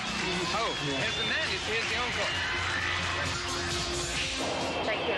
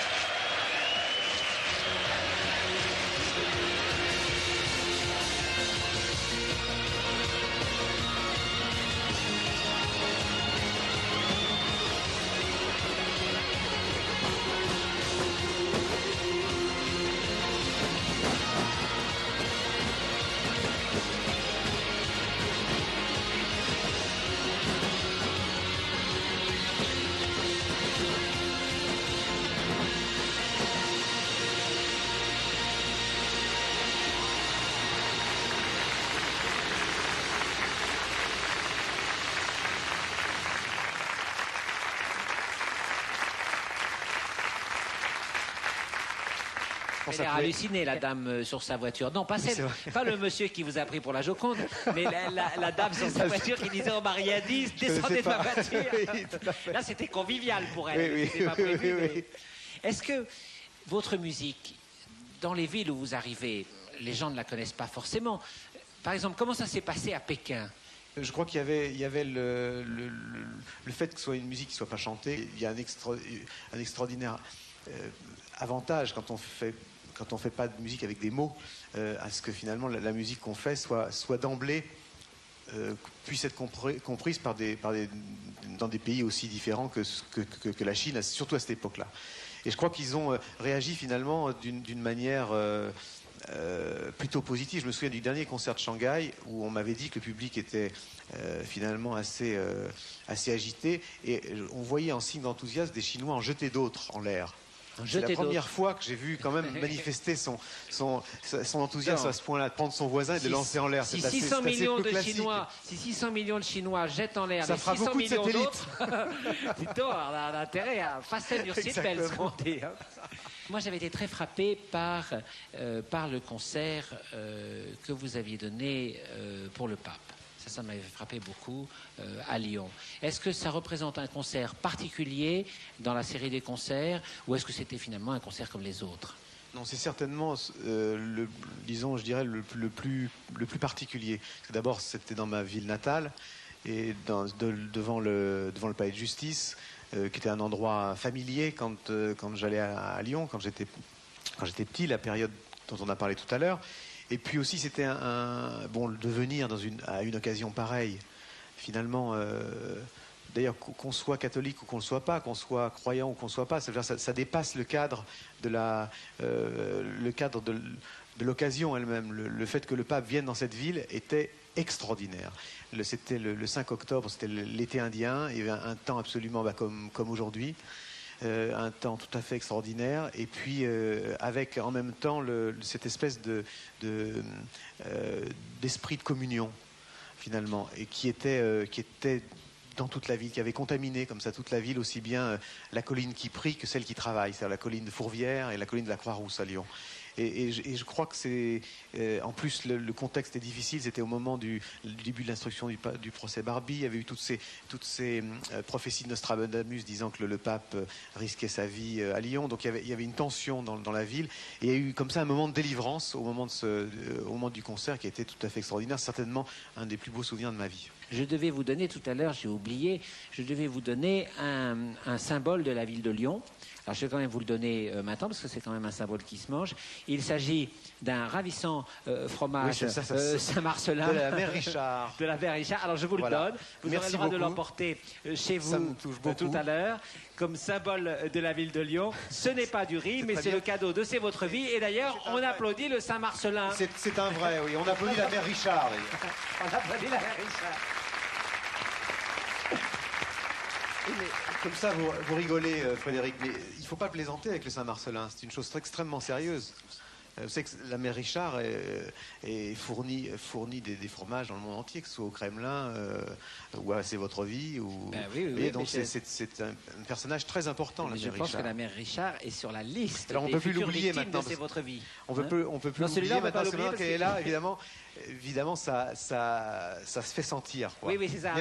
Avec les projecteurs, le Saint-Marcelin prend une présence de plus en plus importante sur ce plateau. Et je pense que nous allons passer tout de suite à un document filmé qui nous permettra d'escamoter le Saint-Marcelin de la mère Richard. Mais nous allons évidemment le manger. Alors, la personne que nous allons recevoir maintenant, ce n'est pas le Saint-Marcelin, mais c'est tout de même un homme d'une très grande élévation morale, si je peux me permettre cette transition qui manque véritablement de légèreté et d'élégance, puisqu'il s'agit d'un véritable immortel qui vous aime beaucoup, cher Jean-Michel Jarre, un immortel de Lyon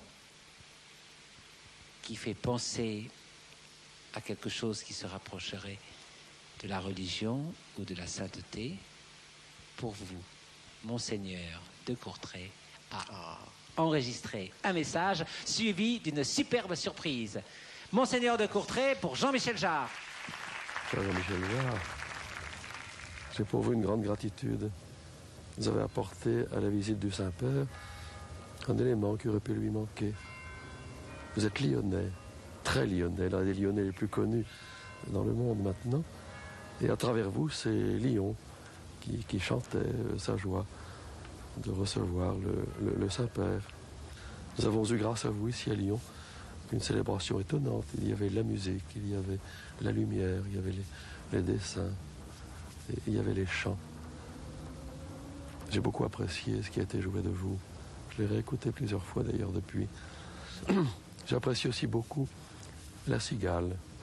Vous avez voulu que des chants, vous avez accepté que les chants viennent illustrer en quelque sorte votre message artistique. Et La Cigale a très très bien chanté. Et celui qui la dirige, Christian Wagner, lui aussi est bien connu. J'en étais très profondément heureux, très profondément. Et ce soir, si vous le voulez bien, comme ils arrivent chez vous, ils ont pu se déplacer. Je tiens à leur laisser la parole et la musique pour vous dire toute l'affection et toute la joie des Lyonnais, dont je suis désormais, vous le savez, comme vous.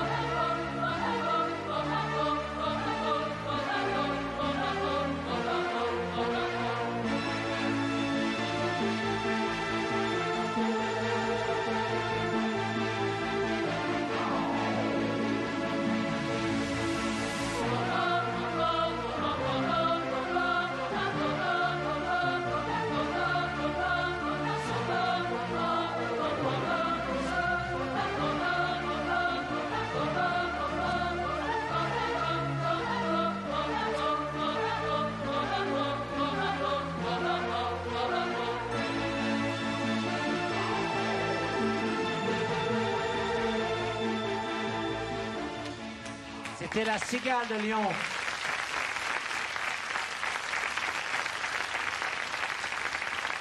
Dirigée par maître Christian Wagner.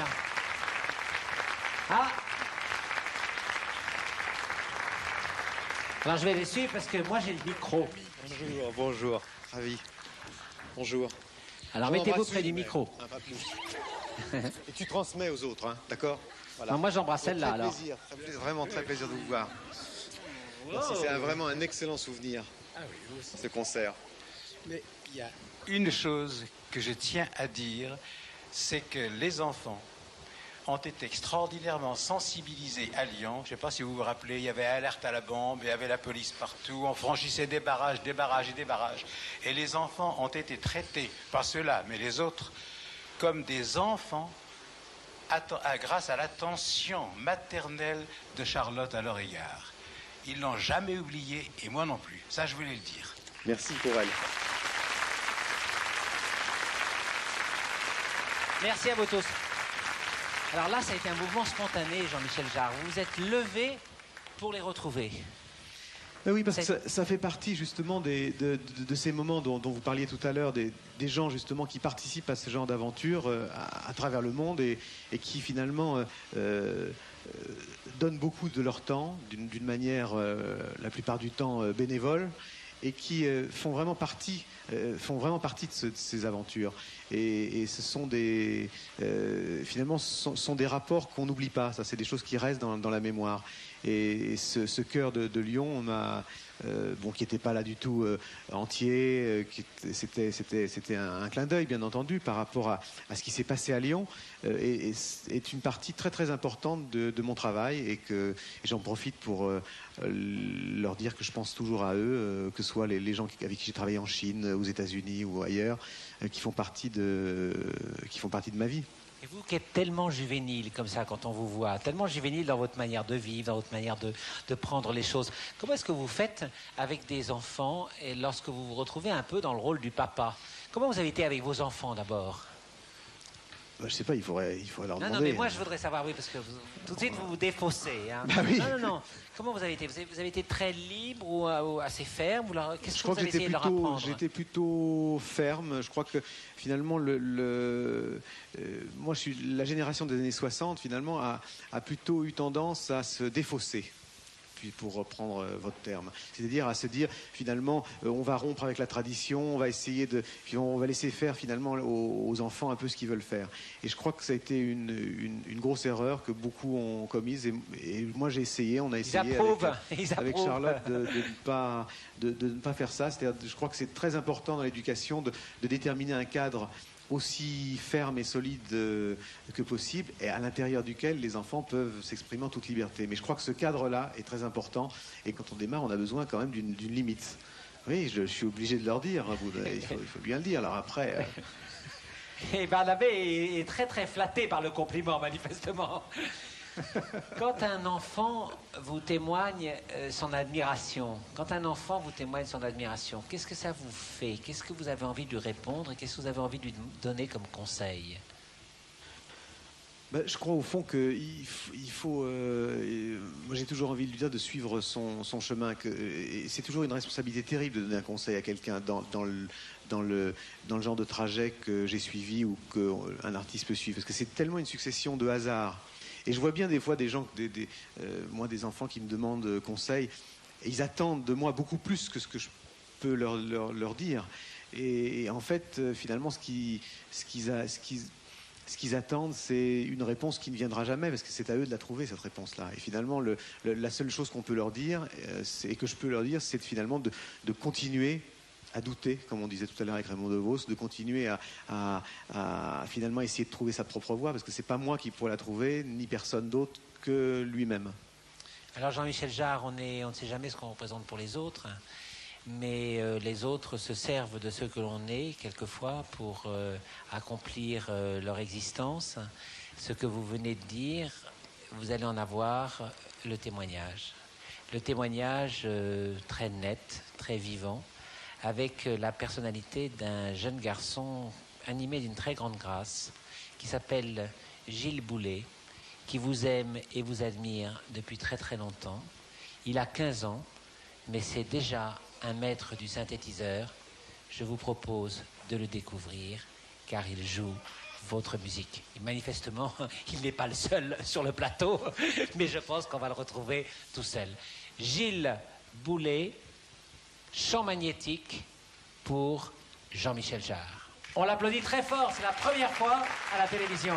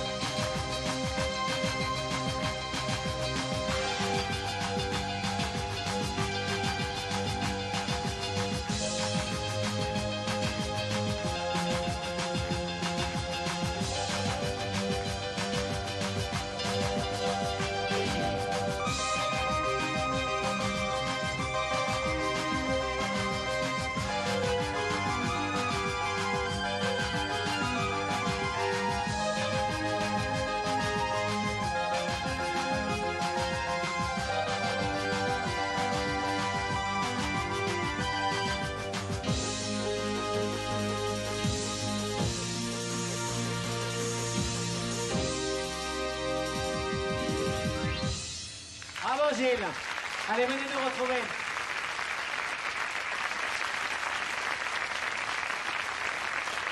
Bravo Gilles. Bravo, bravo. Bravo Gilles. Alors raconte. Bah, bravo d'abord. Merci. Ça fait, raconte-nous un peu, ça fait longtemps que tu Eh ben, ça fait 6 ans travailles sur les synthétiseurs. que je fais de la musique. Bon, j'ai commencé sur l'orgue électronique. J'ai enclenché avec le monoclavier et tout ce qui se rapportait au clavier, c'est-à-dire le piano, l'orgue électronique, le synthétiseur. Parce que c'est difficile aujourd'hui. Ce qui dit pas, c'est qu'il n'y a pas d'école. Il n'y a pas vraiment. C'est difficile. Pour apprendre le piano, pour apprendre le violon, bon, il y a finalement toute une tradition d'enseignement. Et le synthétiseur, il y a encore très très peu de moyens d'apprendre le synthétiseur. Le synthétiseur n'est pas officiellement enseigné encore dans les conservatoires. Et le synthétiseur comme ça a l'air facile. Et en fait, je crois que c'est la pire des erreurs, c'est de croire que c'est facile, parce que. Oui, eh ben, je pense que c'est un problème de génération. Les jeunes perçoivent beaucoup plus, beaucoup plus le synthétiseur. Et, parce que dans tous les groupes, on voit toujours quelqu'un au synthétiseur. Et je pense que s'il n'était pas là, il manquerait vraiment. Et bon, ben, j'ai été confrontée dans la famille. Bon, j'ai des parents qui m'ont dit, c'est vrai, le synthétiseur, on appuie sur un bouton et ça joue tout seul. Mais ce que les gens ne voient pas spécialement, c'est que derrière, il y a tout un travail, toute une mise en séquence de parties. C'est une autre manière, effectivement, de faire de la musique. Oui, oui, absolument. Allez, on applaudit Gilles. Merci. Une défense du synthétiseur formidable, là. Jean-Michel. Que lui conseiller à ce jeune homme qui vraiment mérite beaucoup d'attention, et pour la manière dont il joue fort bien, et pour la fidélité à un engagement qu'il a eu déjà depuis 6 ans, et pour aussi le charme et la grâce avec laquelle dont il parle des choses. Qu'est-ce qu'on peut lui dire de plus? Moi, ce que j'aurais envie de lui dire, parce que j'ai été très touché par ce que j'ai entendu, c'est qu'à l'occasion, il puisse venir voir le studio dans lequel je travaille et regarder les instruments avec lesquels je travaille. Je pense que ça pourrait peut-être lui être utile. Voilà. Merci. Bravo. Et à moi aussi. Alors donc, vous avez rendez-vous à Croissy-sur-Seine. Et puis, après quelques années, peut-être vous recevrez en retour, Jean-Michel Jarre, ce soir, des messages d'amis de l'autre bout du monde qui vous montreront à quel point vous avez bien travaillé et bien œuvré à rapprocher des gens.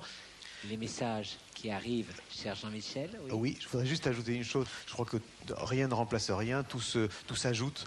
Le saxophone, quand il a été finalement inventé, a mis 102 ans pour être admis au Conservatoire de Paris. On espère que le synthétiseur mettra un peu moins de temps pour être admis d'une manière large, je veux dire, dans toutes les écoles de musique. Mais je crois que ça vient... Il faut laisser le temps, finalement, aux choses de s'installer, je crois. Le synthétiseur, finalement, est allé très, très vite pour s'installer dans nos oreilles, puisque 90% en gros de la musique qu'on écoute dans le monde comporte partiellement ou totalement du synthétiseur. Et ça s'est fait en 20 ans, donc il faut que les structures suivent maintenant d'enseignement, d'éducation.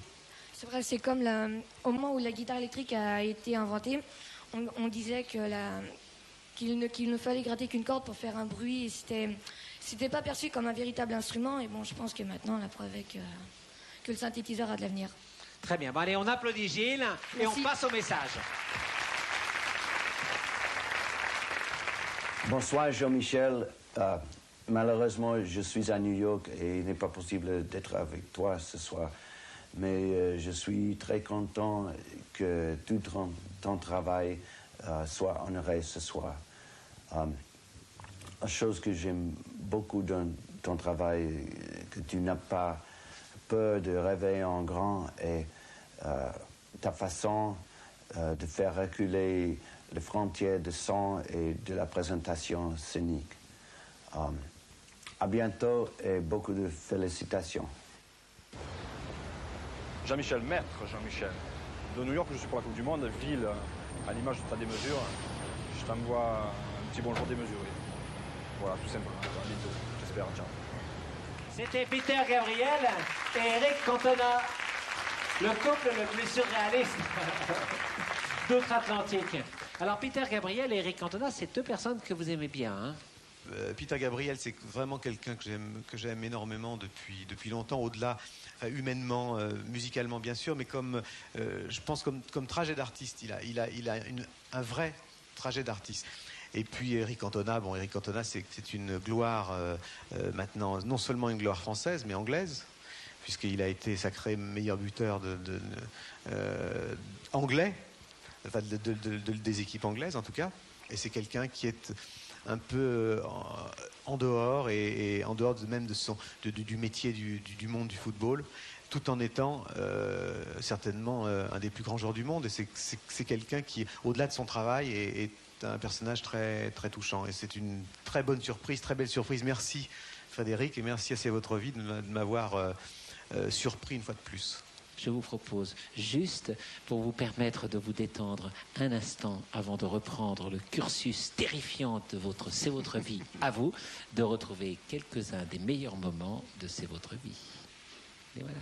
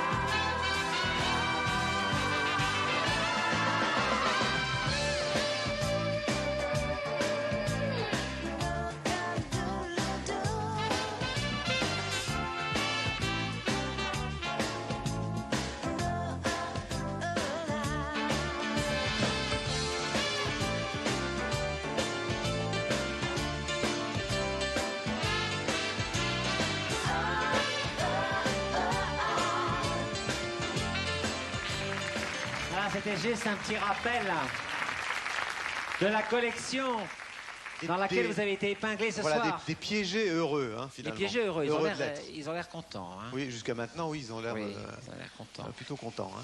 Bon, j'espère que les téléspectateurs... C'est une belle brochette quand même, hein, oui, c'est une belle brochette, oui. J'espère que les téléspectateurs seront contents cet été parce qu'on va représenter le Florilège. Chaque semaine, il y aura 3 artistes. Alors, ce coup-ci, bon, évidemment, tout le monde est au courant, mais je pense qu'on aura gardé les meilleurs moments pour chacun d'entre eux. Je pense que ça fera un spectacle pour l'été agréable le dimanche après-midi pour remplacer Jacques Martin, qui d'ailleurs avait été lui aussi pris au piège. Cher Jean-Michel, nous arrivons presque au terme de cette émission et je pense qu'il est nécessaire de vous faire servir un petit cordial. Car en effet, la fin de l'émission va être assez agitée. Et donc, je préconise que l'on vous donne une petite boisson réconfortante. Donc, je vais appeler Sandrine, qui a composé un petit cocktail à votre intention. Tequila Sangrita. Tequila Sangrita, oui. Tequila Sangrita. Alors, voilà, ça se boit, ça se boit de la manière suivante. Non, pas cul sec, n'exagérons pas. Non. Il va tomber raide mort sur le bateau. On prend un peu de sangrita. Alors il faut dire quand même ce que c'est. C'est un cocktail mexicain. C'était à moitié tequila, moitié sangrita, qui est un mélange de tabasco et de jus de tomate, citron vert, etc. Je goûte un peu et puis un petit peu, hein, quand même. On l'applaudit parce qu'il est arrivé quand même. Je peux pas donner l'année, mais c'est un cocktail d'homme. Hein. Ça vous fait penser à quoi, ce ravissant cocktail que je vais emporter? Car moi aussi, j'ai sans doute besoin d'un petit cordial pour finir l'émission. Oui, on va donner à Barnabé, tiens. Oui, allez, les bien. enfants, tenez. Pouvez-vous le boire tous les 3. Ça vous fait penser, et Barnabé va beaucoup plus vite. Hein? Non, il ne faut pas tout boire, Barnabé. Il faut finir l'émission. J'aurais quand même des impressions. Je préfère celui-là quand même. Hein. Ça vous fait penser à quel pays? Le Mexique, bien sûr. Le Mexique. J'ai entendu parler d'un lieu qui s'appelle Azúcar, non? Ah, mais vous êtes très très bien renseigné, mais c'est pire que le KGB, en fait, Oui, cette oui, émission. oui, non, hein. ça, C'est incroyable. moi, On sait j'ai tout, on tout, peut plus aller nulle part. Quoi, L'équipe variable, non. Des menteurs, des espions, Oui, enfin, oui, c'est ça. une triste bande, hein, tout Oui, ça. c'est ça. Charlotte Rampling enlevée pour un tournage à Londres. Voilà, exactement, oui. Oui, qu'est-ce qui se passe dans cet endroit? Azúcar. Azúcar, ça veut dire sucre. Voilà, cet endroit, c'est un endroit qui est une salle, c'est un club, en fait, où se produisent un nombre de musiciens très divers, de majorité cubaine ou dominicaine. Et c'est un des grands endroits, notamment à Cancun, où on peut écouter encore la musique, la vraie musique cubaine ou la vraie musique dominicaine, c'est-à-dire ces orchestres de 11 ou plus musiciens, mélange de cuivre, très rythmique. Enfin bon, je ne vais pas rentrer dans le détail, mais une musique à la fois très joyeuse, et en même temps aussi nostalgique, les deux. Mais très très joyeuse plutôt. Je vous propose maintenant, en souvenir des folles nuits de cet établissement intitulé Azúcar, de retrouver les étoiles de l'Azúcar, les célèbres dominicains, los hermanos Mercedes. Incroyable.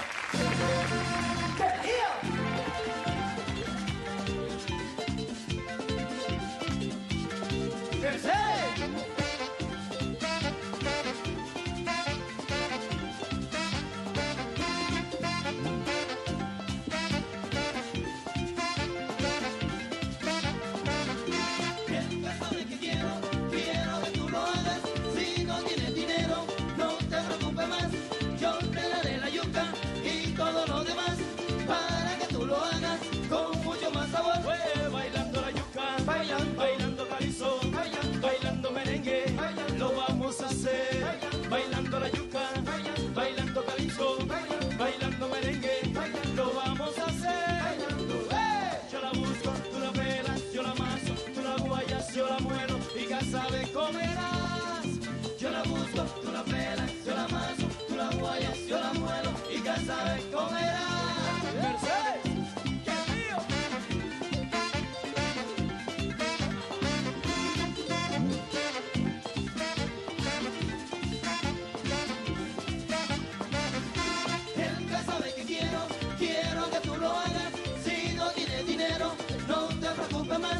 Yo te daré la yuca y todo lo demás para que tú lo hagas con mucho más sabor.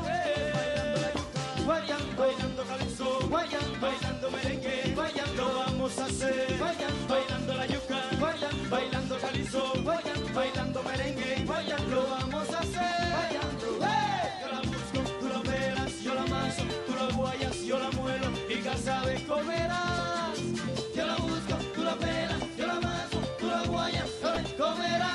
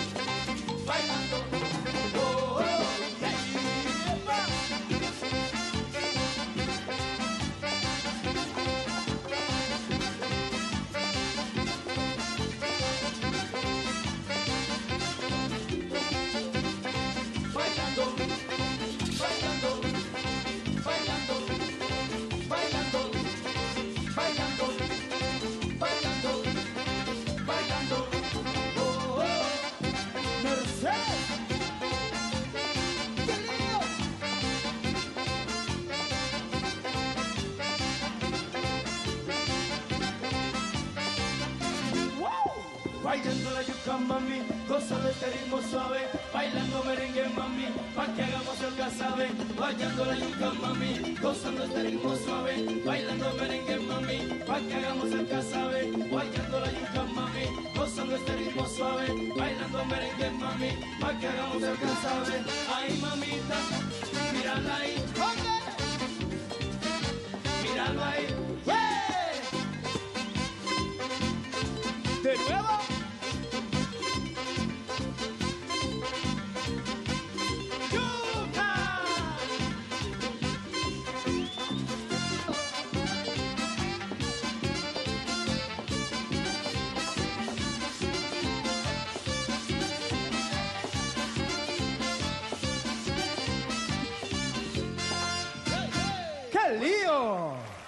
Bravo. Bravo. Bravo. Bon, alors on y va, hein.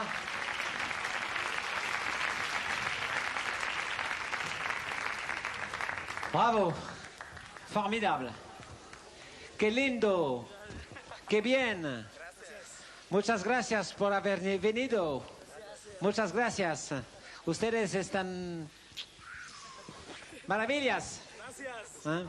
Et gracias au ministère des Affaires étrangères qui nous a permis de les retrouver et de les faire venir avec une grande célérité. Gracias, muchas, señor Juppé. Merci beaucoup.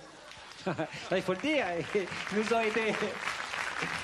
Alors, c'était la première fois que les hermanos Mercedes estaban en Paris. C'était la première fois. J'espère que nous les reverrons très souvent. J'espère aussi, oui. Oui. Merci à vous, en tout cas, de les avoir fait venir. C'est une bonne surprise pour moi, mais je crois que c'est une bonne surprise aussi pour le public. Merci. Allez, on les applaudit encore une fois. Gracias. Muchas gracias. Ils se quedan por aquí, se quedan. On reste là, Jean-Michel. On reste là. Car c'est avec los hermanos Mercedes. C'est avec Régis Dupré. C'est avec la cassette qui est dans cette malle et que j'ai oubliée et que Sandrine Le Groom va m'apporter. C'est avec cette cassette, petit talisman qui est quand même donné par France 2 en reconnaissance à Jean-Michel Jarre, car c'est la cassette d'or des spectacles de Jean-Michel Jarre, vendue par France 2, le vidéo cassette d'or. Alors ça s'allume en plus. Il y a des lumières.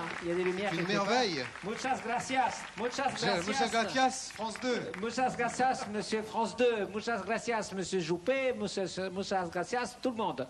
Voilà. Alors, cher Jean-Michel Jarre, avant que nous nous quittions, et avant que je vous remette l'autre chose que j'avais oubliée ce soir, qui est le livre de C'est votre vie, on va le couvrir comme un mulet. Petit à petit. Avant de vous remettre le livre de C'est votre vie,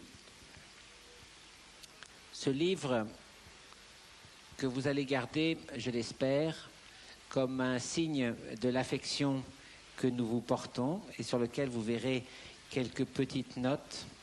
Avant de fermer le grand livre, je voudrais vous lire une petite lettre en guise de bonsoir. Paris, le 17 juin 1994, juste avant mon départ. Mon cher Jean-Michel, le sort, sous la forme inéluctable d'un très important voyage aux États-Unis, m'empêche de me joindre à vous et j'en suis désolé. Vous faites partie de ceux qui contribuent à changer le monde. Et quant à moi, je tiens à contribuer à le faire savoir. Continuez longtemps à faire chanter la terre, ses humains, ses villes et ses enfants. Poursuivez les expériences de laboratoire qui vous conduisent à faire de savoureux mélanges de lumière et de son, d'images et de mélodies. Votre ami fidèle, commandant Cousteau. Merci à lui. Merci à lui. Je suis heureux qu'il soit près de nous déjà en pensée ce soir. Merci. Cher Jean-Michel Jarre, Sandrine va maintenant fermer le livre de C'est votre vie. Merci. Merci beaucoup. Merci. Merci. Je voudrais juste ajouter un petit mot parce que quand on voit l'émission, on se dit effectivement, d'abord, on va pas se faire piéger aussi facilement que ça. Et finalement, il y a eu un complot absolument total et qui a formidablement bien marché. Et je voudrais vous dire, vous, Frédéric, que j'ai passé vraiment une des meilleures soirées depuis longtemps. De retrouver comme ça des têtes connues, des têtes familières, et puis aussi des moments que quelquefois on oublie un petit peu. Et de retrouver tout ça, c'est beaucoup de choses à digérer. Et je mettrai du temps à le faire, grâce à vous. Merci. Allez, gracias a todos. Et merci Jean-Michel. On s'embrasse.